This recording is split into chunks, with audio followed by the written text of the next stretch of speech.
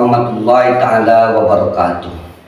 Pada kesempatan kali ini, karena berhubung ada yang bertanya bagaimana hukum menggantikan sholat orang tua ketika orang tuanya sakit, ada beberapa waktu sholat yang ditinggalkan, kemudian orang tuanya belum sempat melaksanakan qada daripada sholat tersebut, apakah ahli warisnya, keluarganya ataupun walinya harus mengganti dengan sholat ataupun bisa berganti dengan melaksanakan fidyah?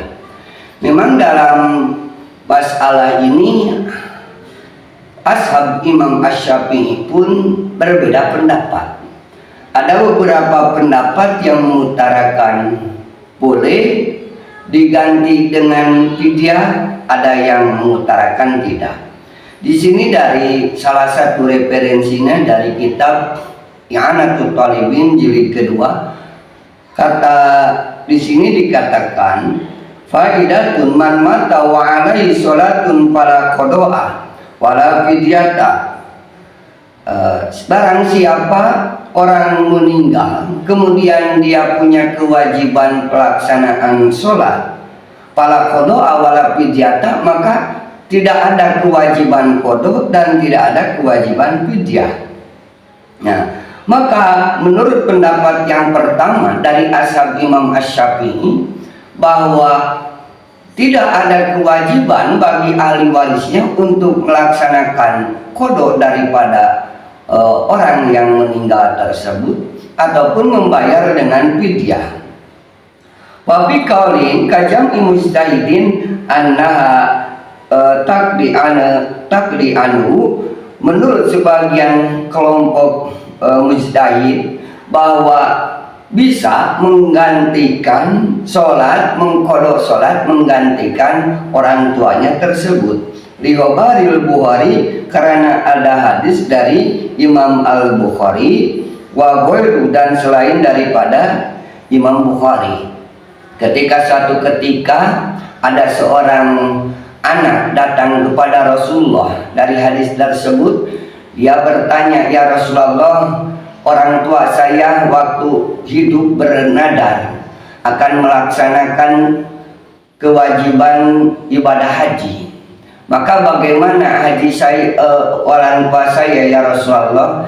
Apakah saya harus mengganti melaksanakan ibadah haji dari orang tua saya tersebut atau bagaimana?" Maka kata Rasulullah SAW berkata, "Apakah kalau orang tua kamu punya utang, kamu akan membayarnya atau tidak?" Maka kata sahabat tersebut, "Tentu ya Rasulullah, saya akan membayar daripada utang orang tua tersebut, orang tua saya tersebut." Maka kata Rasulullah, "Laksanakan, gantikan ibadah haji orang tuamu untuk membayar kewajiban." Apalagi misalnya sudah, walaupun tidak bernadar, semasa hidupnya orang tuanya sudah mencapai istitoah, kemampuan untuk bisa berangkat ibadah haji, ada uangnya, ekonominya, tetapi karena kesibukan kehidupan duniawinya, dia tanpa sadar terlupakan kewajiban ibadah haji tersebut. Maka ketika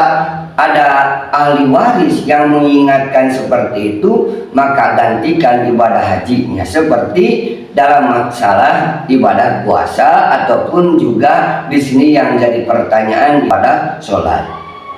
Kemudian wamin sama ikhtaru jam'un min a'immatina, dari sanalah berpegang sebagian kelompok dari imam-imam ashab Imam Syafi'i. Wa fa'ala biha asbihi As-Subki an ba'di aqaribihi, kemudian berbuatlah Imam As-Subki dari pendapat tersebut menerima dari sebagian aqarib atau kerabat-kerabatnya. Wa naqala Ibnu Burhan anil qadim annahu yaljamu wali in khalafa terka ayyusalli anhu kasaumi. Maka menurut Ibnu Burhan anil qadimi, menerima dari kaul qadimnya Imam Asy-Syafi'i, annahu yajamu al-wali, maka mesti bagi seorang wali menggantikan apabila yang diwalinya ataupun yang berkewajiban sebagai tanggung jawabnya punya utang pelaksanaan kewajiban sholat, maka seperti ibadah puasa saja. Nah, kemudian ada juga yang berpendapat wa bi wajin alaihi kasiruna min ashabina annahu yut'amu an kulli sholatin muddan. Kebanyakan dari pendapat yang beredar dari ashab Imam Asy-Syafi'i bahwa menurut kebanyakan ashab Imam Syafi'i, annahu yut'amu an kulli sholatin muddan, menggantikan setiap kali sholatnya dengan membayar 1 mud. Maka 5 waktu dalam sehari kali 5 mud, nah, maka dibayarkan sesuai berapa hari dia meninggalkan kewajiban sholatnya, berapa waktu dia meninggalkan kewajiban sholatnya. Menurut ashab Imam Asy-Syafi'i, kebanyakan ada juga yang berpendapat bisa menggantikan kewajiban sholat bagi mayit tersebut dengan membayar fidyah. Jadi dalam satu madhab pun ashab Imam Syafi'i ada yang menentukan harus melaksanakan mengganti sholat, ada juga yang mengatakan bisa diganti dengan fidyah. Bahkan kalau yang pertama, man mata alai wa alai sholatun fala qada wala fidyata, maka tidak ada kewajiban qada dan juga tidak ada kewajiban fidyah. Nah, istilah mereka berbeda.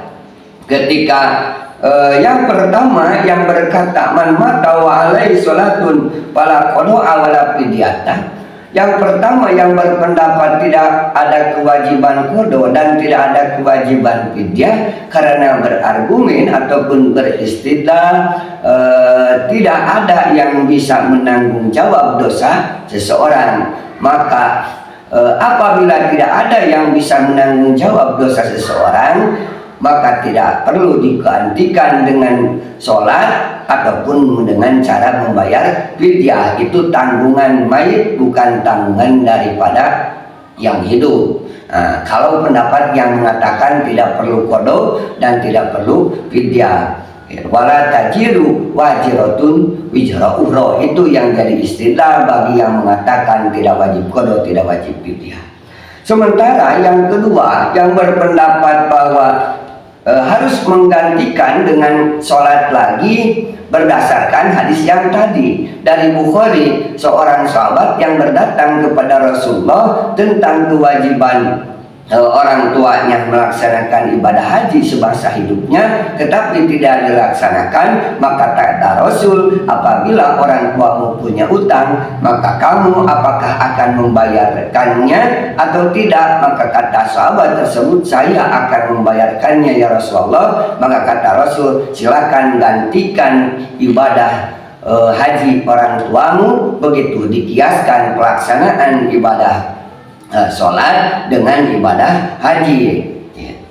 Kemudian yang ketiga bisa membayar fidyah. Apakah punya argumen? Apakah punya dalil? Ada dalam salah satu riwayat hadis, la yusolli ahadun ala ahadin wala yasumu an ahadin walakin yut'am anhu makana kulli yaumin muddan min hinqatin. Rawahu An-Nasai. Tidak bisa seseorang menggantikan seseorang yang lain, menggantikan puasa yang lain, menggantikan sholat yang lain, walakin yut'am anhu makana kulli yaumin, tetapi dia harus menggantikan setiap waktu, setiap hari kalau puasa, kalau sholat setiap tempat itu setiap waktu, an kulli yaumin muddan, dengan 1 hari diganti 1 mud kalau puasa. Sementara untuk sholat maka digantikan 5 mud dalam 5 waktu. Muddan min hintotin, dari hinto, dari gandum. Bisa juga kalau di Indonesia menggunakan daripada beras ataupun menggunakan makanan pokok yang lain sesuai di negara yang didudukinya tersebut, ditempatinya tersebut. Makanan pokoknya apa? Bisa jagung, bisa juga beras, bisa juga gandum dan yang lainnya.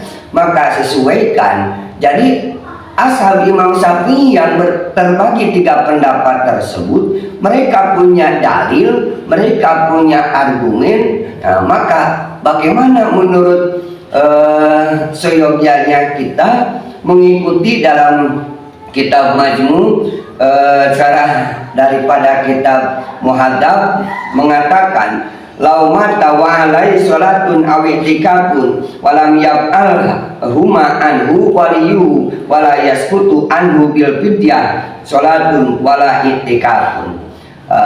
Apabila meninggal seseorang meninggalkan kewajiban sholatnya, dia mati, kemudian ada sholat yang tidak dilaksanakan, itikaf ataupun dia meninggalkan itikaf nadarnya, itikaf wajibnya, lam yaf'al huma anhu waliyuhu, yang tidak dilaksanakan digantikan oleh walinya. 2 kewajiban mayit tersebut, almarhum tersebut tidak menggantikan sholatnya, tidak menggantikan itikaf nadarnya, wala yaskutu anhu bil fidyah, maka tidak akan gugur dengan mengganti dengan fidyah. Sholatun wala itikafun. Jadi sholatnya tidak bisa diganti dengan fidyah, tidak bisa diganti dengan itikaf. Kata yang bertanya bagaimana ini satu madhab saja sudah berbeda pendapat. Yang ini mengatakan tidak perlu diqadha, tidak perlu difidyah, katanya wala tajiru wajiratun wizra ukhra. Yang ini tidak perlu melaksanakan qadha salat karena dengan hadis rawahu An-Nasa'i tidak bisa menggantikan seseorang terhadap seseorang yang lainnya, tidak bisa mengganti puasanya, tidak bisa menggantikan salatnya daripada orang tuanya ataupun ahli warisnya kecuali dengan cara membayar fidyah. Ada juga yang mengatakan tidak bisa karena sesuai dengan hadis Bukhari yang tadi.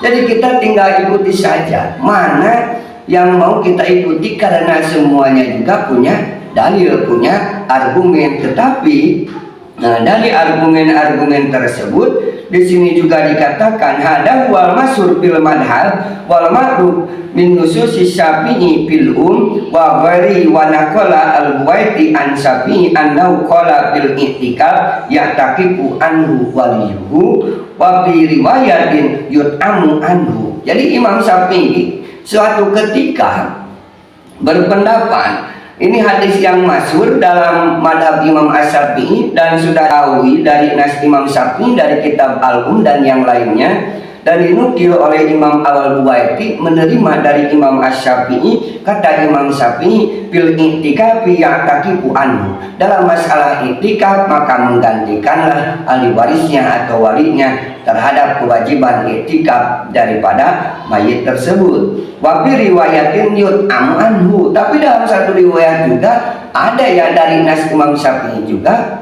menggantikan membayar dengan fidyah. Qala al-Baghawi wala yaqudu takhriju hada bis salat fayut'amu an kulli salatin muddan, maka tidak ada jauhnya untuk mengeluarkan, menyamakan juga seperti puasa, seperti i'tikaf, sholat pun disamakan. Fayut'amu an kulli sholatin muddan, maka membayar, mengganti satu kali sholat dengan membayar fidyah, yaitu bayarannya 1 mud, 1 waktu sholat. Jadi di sini menunjukkan kita mau mengikuti yang mana, insya Allah mengikuti. Yang penting pokoknya minimal 2 saja yang diikutinya, mana yaitu apakah mau menggantikan sholatnya ataupun mau menggantikan daripada membayar fidyahnya. Kalau yang ketiga yaitu tidak wajib qadha, tidak wajib sholat, tidak wajib qadha, tidak wajib fidyah, maka itu juga boleh dipegang, tetapi lebih ikhtiar kalau kita mengambil 2 pendapat, yang mengganti sholat dan yang mengganti dengan membayar fidyah. Nah, kemudian dalam Al-Fiqhiyah Al-Mawsu'ah Al-Buwaitiyah diceritakan lagi, dahaba jumhur fuqaha al-malikiyah wa syafi'iyah wal hanabilah ila anna sholata la tasqutu anil mayyit bil it'ami. Maka berpendapat jumhur fuqaha yaitu Malikiyah, Syafi'iyah dan Hanabilah berpendapat ila anna sholata la tasqutu anil mayyit bil it'am. Sesungguhnya sholat tidak akan gugur kewajibannya dari mayit tersebut dengan cara memberikan makanan, dengan cara membayar fidyah. Wa dhahaba al-Hanafiyah ila annahu idza mata al-marid wa lam yaqdir ala ada sholati bil ima bi rasihi wa la yajamu al-aima biha. Menurut pendapat Hanafiyah bahwa apabila seseorang mati dan tidak mampu melaksanakan sholat, kemudian dia tidak mampu menggerakkan kepalanya, tidak mesti bagi orang tersebut menggantikan daripada sholatnya. Nah, waqad warada an-nasu bisyam wa waqalu walakin yut'amu anhu wa sholatu kasyam. Jadi ada juga yang mengatakan satu nas maka ketika puasa digantikan dengan membayar fidyah, wa sholatu kasyami dan sholat pun seperti puasa. Wa sahih iftaru kula sholatin bi saumin yaumin. Ikhtar memilih setiap sholat disamakan dengan puasa satu hari, payakunu ala kulli sholatin fidyatun. Maka setiap sholat digantikan satu pembayaran fidyah. Berarti kalau 5 sholat 5 waktu berarti 5 kali fidyah, 5 kali 5 mud. Berarti ketentuannya jadi 5 mud. Itu antara satu madhab pun kita harus legowo. Silakan mau membayar fidyah, alasan dalilnya pun ada. Silakan mau menggantikan, sebaiknya sih menggantikan sholat daripada orang tuanya. Oh misalnya 1 bulan nih berat kalau menggantikan sholat daripada orang tuanya tersebut, tetapi apabila kita menggantikan dengan melaksanakan puasa, dengan melaksanakan bayar fidyah, disunatkan kita mengatakan Allahumma ausil sawaba dalika ilaihi. Maka semoga Allah menyampaikan balasannya, ganjarannya tersebut kepada orang tua saya. Tetapi walaupun di sana mengatakan kita kata dalam kitab Al-Bujairumi, maka bahwa itu pun pendapat yang lemah. Jadi yakini saja kita menggantikan sholat bagi orang tua kita, menggantikan kewajiban daripada orang tua kita, tugas kita, karena itu hutang daripada orang tua kita, baik dengan perbuatan sholat, baik juga dengan pembayaran fidyah. Mudah-mudahan ada manfaatnya, tidak perlu dipermasalahkan terlalu dalam, karena kita hanya pengikut bukan pembuat. Kita hanya mengikuti daripada pendapat imam-imam madhab kita yang sudah menjadi lebih kuat ketentuan dalil-dalil yang mereka pegang. Kita hanya mengikuti pendapat-pendapat mereka. Mudah-mudahan ada manfaatnya. Sekian, assalamualaikum warahmatullahi wabarakatuh.